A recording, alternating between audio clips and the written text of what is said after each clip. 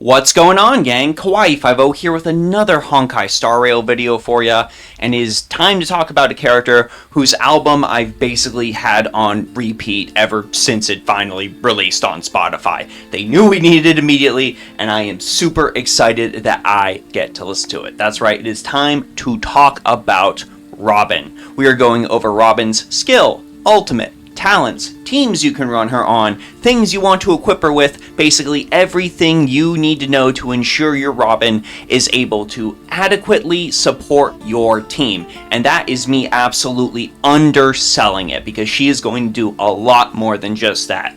If this video helps you out, please consider liking, subscribing, following, sharing, etc., because that would all really help me out as we try to get to 10k subs by the end of the year. I'm hoping we can do it, and I definitely need your help to get there. Alright, now that we've got the initial gush done, let's go ahead and start talking about Robin's kit and what we need to do. And honestly, we don't really need to do much. So let's initially start with the super easy stuff and work our way up from there. We're not going to worry about Robin's attack because it's just a basic attack. We're going to start with her skill, Pinion's Aria. This increases the damage dealt by all allies by 50%, and reminder, these are all going to be shown at level 10, and this lasts for 3 turns, the duration decreasing by 1 at the start of Robin's every turn. Now this might seem like a little bit of a steep price to pay. We get 3 turns, we're probably going to have to use those skill points. Just hold your horses, we're going to get to why this isn't nearly that big of a deal. Robin's talent is Tonal Resonance. This gives all of her allies a 20% critical damage bonus. Moreover, after allies attack enemy targets, Robin gets an additional 2 energy generated for herself.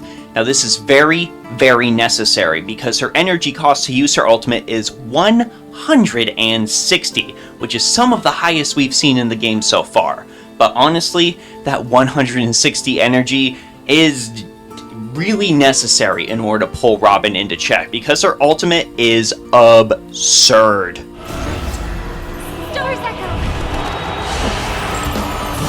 Vox Harmonique Opus Cosmique puts Robin into a concerto state, which allows all of your allies to immediately take action.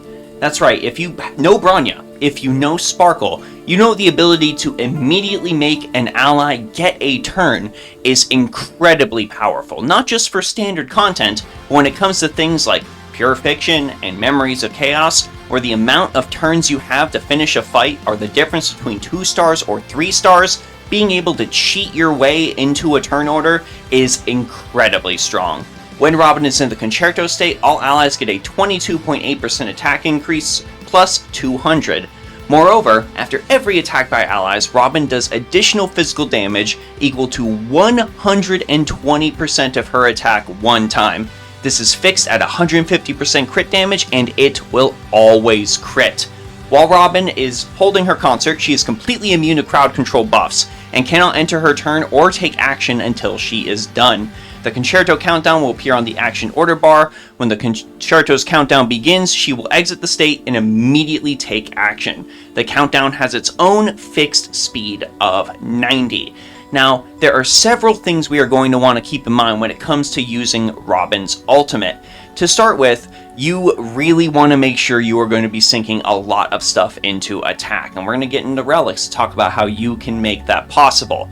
But another very important thing is that since Robin's turn is kicked down, Pinion's Aria ends up lasting, and boy does it last. Since she's not taking another turn, she's not reducing the countdown of Pinion's Aria, so that buff is still going while Robin is performing. This is very, very important. This also means that our Robin, unlike many other characters in the game, does not necessitate hitting a high amount of speed.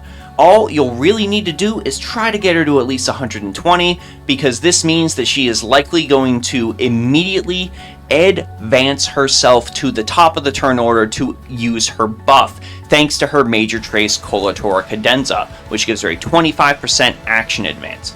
This is fantastic. And look, this buff is also going to get additionally buffed by Impromptu Flourish, which increases the crit damage of all allies' follow-up attacks by an additional 25%, stacking with what she is already granting the team passively. This is a magnificent ultimate. pushing Robin to the levels of Ron May, and I do not say that lightly, considering Ron May, thanks to another few characters that were recently released, is remaining relevant and pushing them into the absolute stratosphere. Sequential Passage is also nice as a major trace, granting Robin an additional 5 energy that she'll need for that 160, but really those first 2 major traces are an absolute priority, and if you were leveling up your Robin like I was, actively using her in the team, trying to see how things would change as you leveled stuff up, well, you are going to notice a massive difference. Now, if you happen to be pulling for multiple copies of Robin, these are going to be some pretty substantial buffs that are going to probably keep her relevant for a long time to come if you have multiple Eidolons on her. Land of Smiles, I would say, is one of the most important ones if you're pushing for multiples. This increases your allies' all-type res pen by 24%. So you've got some Acheron stuff going on right there. That's fine, that's okay, right? I would say Raindrop Key is the next important one after that. This is Eidolon 4. When Robin uses her ultimate, this dispels all crowd control debuffs from her allies and also increases all of their effect res by 50% when she is in her concerto state. So you're not going to have your allies getting locked down, and they are going to be even stronger against getting locked down. Moonless Midnight is just ridiculous, and for the whales out there, you're going to get an absolute treat if you've E6'd your Robin. When Concerto is active, the critical damage is increased by 450%. She is going to be dealing mad numbers from all of those follow-up attacks. The effect of Moonless Midnight can also then trigger up to 8 times, and the trigger count will reset each time her ultimate is used. This is absolutely absurd. I cannot believe that this was legitimately allowed. This is crazy. They at least cap it at 8 times for that 450% critical damage, but wow, it is going to be an absolute doozy, and I think you're probably not going to need more than 8 turns to defeat absolutely anything in the game. These are the most important Eidolons when it comes to Robin. Everything else, honestly, just gravy. These 3 in particular are absurd. So there's 2 possible sets of relics you can farm for Robin. I would recommend as the easiest set you could end up farming is 2 pieces of Musketeer of Wild Wheat and 2 pieces of Prisoner in Deep Confinement. Each of these are going to grant 12% attack and another 12% attack respectively. This is going to allow your Robin to deal additional damage when it comes to that follow-up while she is in Concerto state.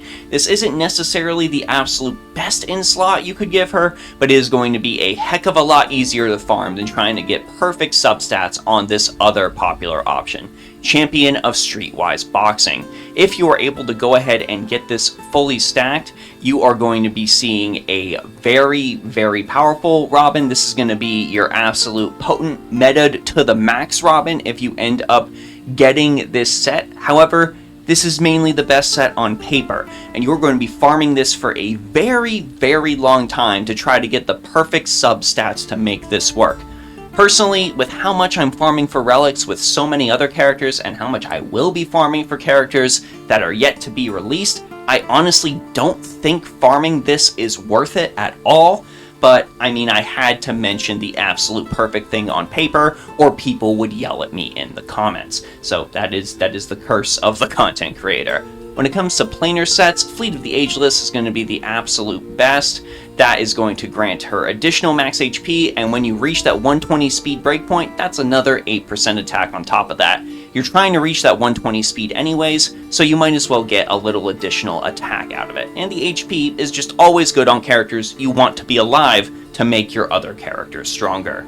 Oh, also, you might be looking for stat priorities on some of that stuff you're farming. It's very, very simple for Robin and very easy to farm for. Get an attack percentage body. If you're able to hit 120 speed due to substats, get attack percentage boots. These would honestly be preferred. If not, get speed boots to try to hit that 120. Try to eventually farm for attack percentage ones with some good substats if you can in the future. Planar Sphere can just straight up be attack percentage, and for the Link Rope, energy regen rate is basically a requirement. You're going to want to try to hit as much energy regen as possible for that 160 energy requirement for the ultimate. As is the case with Robin, as it is with everyone, her best light cone is her own light cone, Flowing Night Glow. Anytime an ally attacks, Robin's going to get 1 stack of a buff called Cantillation. Each stack is going to increase her energy regen rate. This is very, very important because, as we said before, she has a very high energy regen requirement. Now, when she uses her ultimate, that is going to increase her attack and increase all of her allies' damage for 1 turn. The main reason why this is so good is the energy regen rate. You are definitely going to want to get this if you're looking to min-max your Robin, but maybe you spent all of your Stellar Jade trying to get Robin. Maybe you just don't have the funds for it and you ended up pulling her luckily. Well, not to worry, there is a pretty dang good option that is available entirely for free, as long as you are completely caught up in the story and are doing the current event in Penacony. For Tomorrow's Journey is a pretty dang good light cone if I do say so myself. This is what I am personally using on my Robin. This grants her up to a 32% attack bonus and ends up increasing Robin's damage by another 30%, lasting for 1 turn. So since it is lasting for 1 turn and your Robin is going to be pushed down in the turn order and not taking her next turn, well, she is going to keep that buff and pass that on to her allies. Now, this might mean that you are going to run into situations, like I have frequently, where your Robin is just not going to be ready to immediately use another ult because she doesn't have that extra energy regen she would get from Flowing Nightglow. But I still say, if you weren't able to pull that, if you're not looking to try to, spend a bunch of Jade on that, I'd say this is a good enough light cone for your Robin. It's the one I'm going to be using. I want to save my Jade for some other characters in the future, so this is my personal pick. Now, Robin's allies, whoo boy. Now, I could just be lazy here if I wanted and say she's a Harmony character. She will work with basically any damage dealer in the game, but I feel like I owe you all more than that. So I am showcasing Robin's best team, which I have been running, and which I have finally cleared Memory of Chaos 12 with it. Now, I'm not excited. This may be my first time clearing it, but clearly, no, I'm not excited. I am just doing this to show you and not doing it to, try to share my excitement in finally beating Memory of Chaos 12 for you at all. This is my first clear with, maximum amount of stars, but we're not here to talk about that. What is important is this team. Robin with what some people in the community have been calling the IP3. Dr. Ratio, Topaz, and Aventurine. This is the absolute best team you can run with Robin. As you can see here on the screen for this footage I have specifically recorded just for this. This team is absolutely insane. With every single follow-up attack that Aventurine and Topaz and Dr. Ratio end up doing, Robin is stacking additional damage onto that. And with every single character being able to, focus in on enemy, give one of them one particular debuff, and then follow up with impunity, when you add the additional damage from Robin onto that, it ends up being absolutely no contest. Any single enemy is going to get shredded. And enemies are going to get shredded so fast, so quickly, that you can probably end up using this team in multiple enemy scenarios and get by just fine. With Robin's ability to action advance the entire team, you are going to be getting so many turns cheated in between Robin's ability and your allies' follow-up attacks that is not necessarily going to matter. I have had many instances where I just absolutely obliterate one single enemy, and then a follow-up attack from Dr. Ratio obliterates another, and then a Numby follow-up from Topaz obliterates another, and that all happened because Aventurine broke everyone with Imaginary Weakness, and oh boy, it's my turn again, and multiple things are already defeated, and the game basically did that for me. I will say that even though I just said the game basically did that for me, this team, while it's okay on auto, I would say for, the majority of difficult content, you're going to want to go ahead and control this team yourself to make the most out of those action advances, stack your follow-up attacks correctly, use your skill points correctly. A lot of that is absolutely crucial in making this team work. Now, this isn't to say this is the only team you can run Robin on. Like I said, she's a Harmony. She can work with basically anyone. Characters with follow-up attacks are going to benefit from her the most, so you might want to consider using somebody like a Xue Yi with her. Just get some sort of follow-up damage from that. Herta can also work very well with Robin, as can Himiko. Basically anyone that gets a follow-up attack. But the IP3, they just have to be mentioned. I would say IP3 plus Robin is one of the absolute best teams you could run in the game right now, outside of, the absolute best in slot Acheron team that you could run, and even Aventurine is able to slot in on that. But if you happen to have those 3 characters, I would even say, and this is not me lying to you, I would say Robin is a must pull if you have those 3 characters. The amount of fun you will have with this team is more than worth it. Overall, gang, what can I say? Banger after banger, Harmony just seems like it cannot lose. They just keep getting these absolute crazy supports from Sparkle to Robin to Ron May. We have some absolutely absurd characters ready and willing to support our entire team, and able to contribute to, in my opinion, some of the best teams in the game spread out between all the 3 of them. Robin ends up joining the rank of the Queens, becoming one of the big 3, and honestly just an absolutely incredible support.